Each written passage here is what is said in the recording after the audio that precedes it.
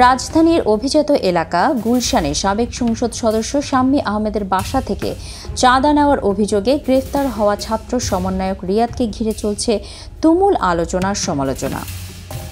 গ্রেফতারের পর তার আসল পরিচয় ও অতীত ইতিহাস একে একে উন্মোচিত হতে শুরু করেছে, যা রীতিমতো চাঞ্চল্যের জন্ম দিয়েছে। প্রশ্ন উঠছে, কে এই ছাত্র সমন্বয়ক রিয়াদ? কি তার রাজনৈতিক পরিচয়? কিভাবে গরিব ঘরের ছেলে হয়ে অল্প সময়ে বিলাসী জীবনে পা রাখলেন তিনি? গ্রেফতার হওয়া যুবকের পুরো নাম আব্দুর রাজ্জাক বিন সুলাইমান রিয়াদ। তার বাড়ি নোয়াখালীর সেনবাগ উপজেলায় হলেও পরিচিতি তিনি পেয়েছেন বসুরহাটের পলাতক মেয়র ও আওয়ামী লীগের বহিষ্কৃত নেতা কাদের মির্জার ঘনিষ্ঠ হিসেবে। স্থানীয়দের মতে ২০২০ সাল থেকে ২০২৪ সালের ৫ই আগস্ট পর্যন্ত কাদের মির্জার সঙ্গে তার ছিল ঘনিষ্ঠ সম্পর্ক ও অবাধ যাতায়াত। পরে তিনি যুক্ত হন বৈষম্যবিরোধী ছাত্র আন্দোলন নামের সংগঠনের সঙ্গে। সেখানেও তিনি সম্মিলিত বেসরকারি বিশ্ববিদ্যালয় শাখার ভারপ্রাপ্ত আহ্বায়ক হিসেবে দায়িত্ব পালন করেন। এছাড়া স্বরাষ্ট্র মন্ত্রণালয়ের ছাত্র প্রতিনিধি পরিচয়েও নিজেকে পরিচিত করতেন। স্থানীয় সূত্রে জানা গেছে, রিয়াদের বাবা একজন দিনমজুর ও রিকশা চালক ছিলেন। অথচ গত কয়েক বছরেই তার জীবনে আমূল পরিবর্তন আসে।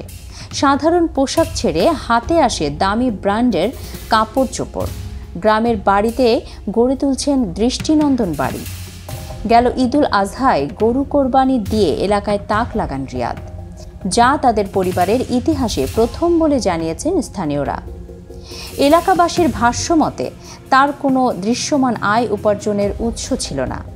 তবুও হঠাৎ করে তার বিত্ত বৈভব, ক্ষমতা ও দাপট বেড়ে যাওয়ায় তারা সন্দেহ পোষণ করতে শুরু করেন।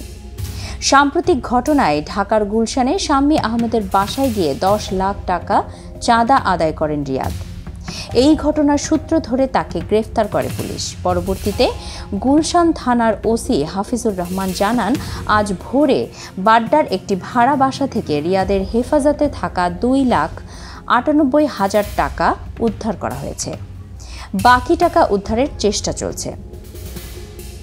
এছাড়া তার আরেকটি ভাড়া বাসা থেকে গোয়েন্দা বিভাগ উদ্ধার করেছে ২,২৫ লাখ টাকার ৪টি চেক, যা এই যুবকের ছাত্র পরিচয়ের আড়ালে থাকা সম্পদের এক প্রমাণ মাত্র। রাজনীতির আড়ালে গড়ে ওঠা ছাত্রনেতা রিয়াদের উত্থান যেন একটি ক্ষুদ্র প্রতিচ্ছবি হিসেবে রাজনীতির ছায়ায় আশ্রিত হয়ে সাধারণ পরিবারের কেউ রাতারাতি বিত্তবান ও প্রভাবশালী হয়ে উঠতে পারে।